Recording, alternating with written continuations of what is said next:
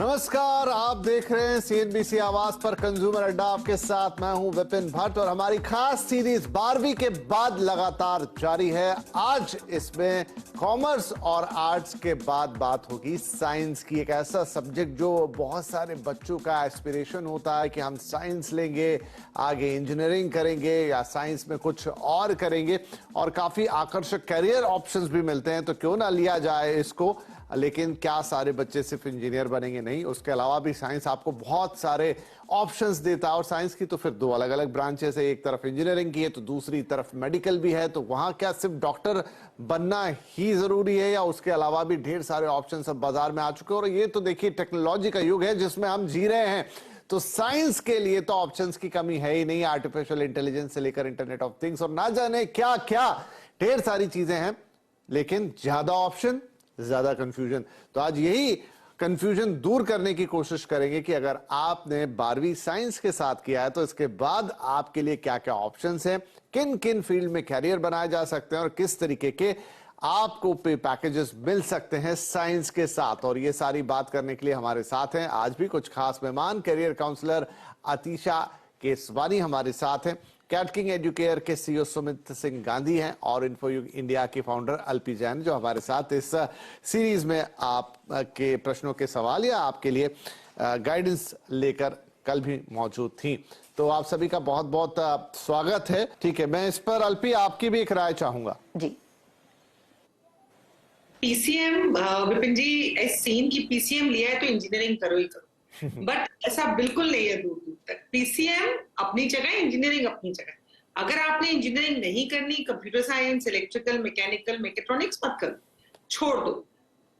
आपके पास मैथमेटिक्स है, एक कोर पेपर है आपके पास पूरा का पूरा फील्ड ऑफ फाइनेंस खुला है। आप इन्वेस्टमेंट बैंकिंग में जाइए, आप कॉर्पोरेट फाइनेंस में जाइए, आप एक्चुरियल साइंस में जाइए, one of the highest paying careers of the world. So आप किसी भी फील्ड में जा सकते हैं। कंप्यूटर्स में बीसीए, अगर आपको सॉफ्टवेयर डेवलपमेंट में नहीं जाना, आप बैचलर्स इन कंप्यूटर साइंस करिए। इंडिया में बीएससी कंप्यूटर साइंस हो रहा है। आप नारसी मुंजी के कोर्सेज देखिए जिसमें डेटा एनालिटिक्स में डिग्री ग्रेजुएशन मिल रही है, स्ट्रेटेजिक फाइनेंस में डिग्री मिल रही है। सो इंजीनियरिंग मतलब जाना कोई जरूरी नहीं है। हर बच्चा इंजीनियरिंग का एग्जाम दे, बिल्कुल जरूरी नहीं है। उसके बाद अगर आपके पास केमिस्ट्री है तो आप केमिस्ट्री को देखिए, कितना बड़ा फील्ड है। आप केमिस्ट्री में आगे चल के बीएससी केमिस्ट्री करने के बाद आप कॉस्मेटिक्स की इतनी बड़ी लाइन आपके लिए खुलती है जिसमें आप जा सकते हैं। लेकिन एक्चुअली ऐसा हो गया है कि बस अगर इंजीनियरिंग नहीं तो वो एंड ऑफ द वर्ल्ड, बिल्कुल नहीं है ऐसा।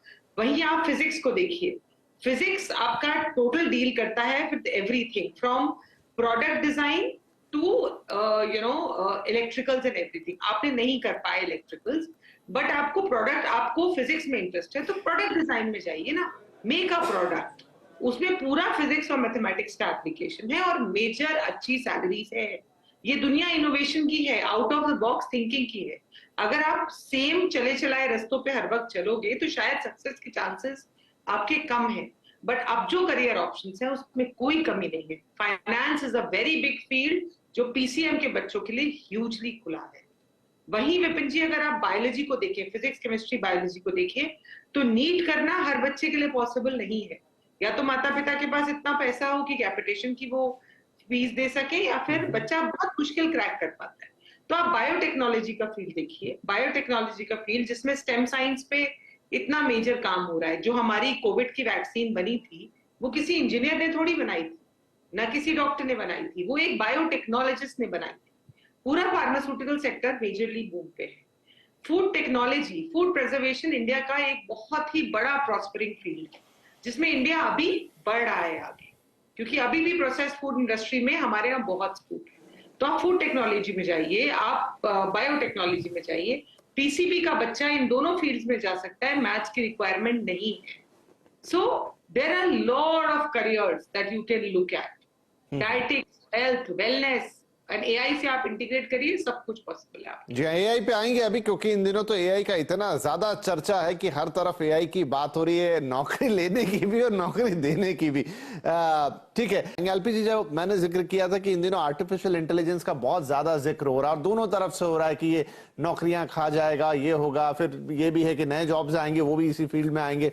तो अब जो बच्चे हैं जिन्होंने 12th पास किया वो यही सारी बातचीत करते, तो क्या अभी artificial intelligence as a branch कहीं अवेलेबल है? किस तरीके के कोर्स ऑप्शंस इसमें हैं आज, अगर कोई परस्यू करना चाहे कि मुझे आर्टिफिशियल इंटेलिजेंस में आगे बढ़ना है? देखिए, आर्टिफिशियल इंटेलिजेंस में ऑफ कोर्स ग्रेजुएशन अवेलेबल है। आप क्राइस्ट देखिए, नार्सी देखिए, सब में अवेलेबल है। लेकिन मैं सजेस्ट नहीं करती हूँ कि आप अपनी ग्रेजुएशन जाके आर्टिफिशियल इंटेलिजेंस में करो। ये कंप्यूटर साइंस की दुनिया है, ये बहुत तेजी से बदलती है। सो आपका ग्रेजुएशन का फील्ड हमेशा बहुत ब्रॉड होना चाहिए। अगर आपका आर्टिफिशियल इंटेलिजेंस में इंटरेस्ट है तो उसको अपना माइनर रखिए, मेजर कंप्यूटर साइंस ही रखिए, और माइनर में आप जाके आर्टिफिशियल इंटेलिजेंस करिए। आगे चल के आप इसको बड़े स्केल पे, आगे चल के आप इसको मास्टर्स में करिए। लेकिन इसको बिल्कुल भी इसमें ग्रेजुएशन मत करिए, बिकॉज चांसेस ये है कि जब तक आप इसे पढ़ के निकलेंगे आर्टिफिशियल इंटेलिजेंस की जगह कुछ और चीज आ चुकेगी। Because this is how the world is changing, the careers are very very dynamic these days. So सबसे इंपॉर्टेंट चीज जो बच्चों को ध्यान रखनी चाहिए कि ग्रेजुएशन की degree has to be very broad, उसी के ऊपर आप फाउंडेशन रखिए और जॉब्स की कमी आपको नहीं होगी। अगर आप कोई नैरो ग्रेजुएशन की डिग्री लेके चलेंगे एकदम नीश कि हमको तो बस आर्टिफिशियल इंटेलिजेंस में करना है, हो सकता है तब आपको काम ना मिले।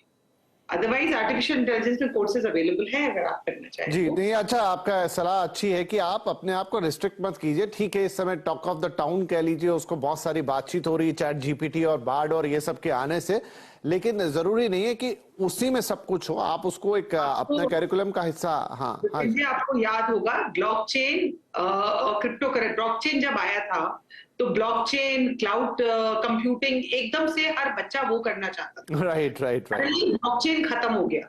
जो बच्चे ब्लॉकचेन करके निकले पता चला ब्लॉकचेन खत्म हो गया। So never go for a narrow graduation, always नहीं, ये बहुत अच्छी सलाह है आपकी कि अपने फनल को आप एकदम रिस्ट्रिक्ट मत कर दीजिए, उसे ओपन रखिए। फिर उसमें चाहे आप एआई पढ़ लीजिए, ब्लॉकचेन पढ़ लीजिए, वो एक एडिटिव आपके लिए एडवांटेज होगा। राइट, एक छोटा ब्रेक मुझे यहाँ लेना होगा। ब्रेक के बाद कुछ और कोर्सेज की बात होगी, साथ ही कि कैसे पे पैकेजेस हैं यहाँ पर, जो हमने कल भी बातचीत की थी, किस तरह की नौकरियां अवेलेबल है, इंटर्नशिप्स में कहाँ हो सकती है, क्या फॉरेन जाकर कुछ एडिशन आप कर सकते हैं अपनी प्रोफाइल के अंदर, या देश में ही वो कॉलेजेस जो हैं वो पर्याप्त है इस पढ़ाई के लिए। ये पूरी बातचीत जारी रहेगी छोटे से ब्रेक के बाद।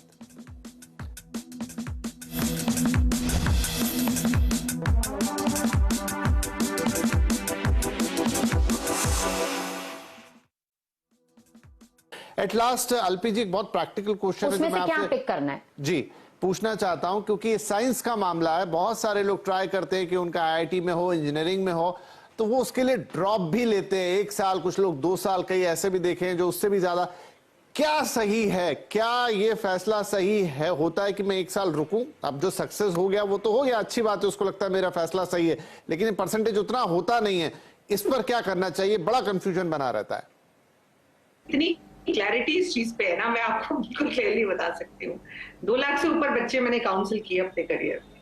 मैं आपको क्लियरली बता रही हूँ, जो बच्चे 11th 12th के साथ इंजीनियरिंग की तैयारी करते हैं, मोस्ट ऑफ द बच्चों, the kids get their burnout time by the end of 11th। और वो बच्चों को एक मीडियोकर कॉलेज मिलता है 12th के बाद, और ना 12th में अच्छे नंबर आते हैं।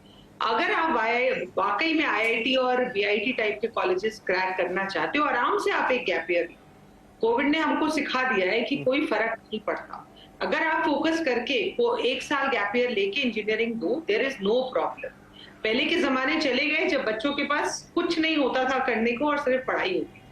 आजकल बहुत कुछ है बच्चों को मैनेज करने के लिए, extra curricular activities, so many other thing. So there is no point कि आप दोनों चीजें साथ साथ करो। आराम से आप गैप ईयर लो, इंजीनियरिंग के एग्जाम दो, देयर इज नो प्रॉब्लम। ये बहुत इंपॉर्टेंट सलाह थी जो आपने दी है आखिरी में, क्योंकि ये कई माता पिता, बच्चों, सब में कंफ्यूजन रहता है और मैं देखता हूं उसमें गोल गोल घूमते रहते हैं, टाइम, मनी, सब कुछ लगता है। तो चलिए, क्लैरिटी होनी चाहिए कि अगर आपने 1 साल एक्स्ट्रा देके कर भी लिया और अचीव कर लिया अपना गोल, तो उसमें कोई प्रॉब्लम नहीं है। समय, ये बातचीत ऐसी है कि करते जाएं, लेकिन समय की सीमा है और वो समाप्त हो रहा है। लेकिन आई होप कि जो हमने बातचीत आज की है, क्योंकि मैथ्स और साइंस का या पूरा पीसीएम या पीसीएम बायोलॉजी वाला फील्ड काफी बड़ा है, स्कोप काफी बड़ा है, तो बच्चे भी इसमें ज्यादा आते हैं। बट आज जितनी बातचीत हुई, आई होप कि उन बच्चों को अब एक सही फोकस मिलेगा कि 12th के बाद कैसे अप्रोच करना है, किन कोर्सेज में जाना है, निराश नहीं होना है, गैप लेना है तो उसमें भी क्या करना है, और साथ में आगे चल के अपने कैरियर को कैसे ट्यून इन करना है। बहुत शुक्रिया आप तीनों ही मेहमानों का इस कार्यक्रम में शामिल होने के लिए। नमस्कार।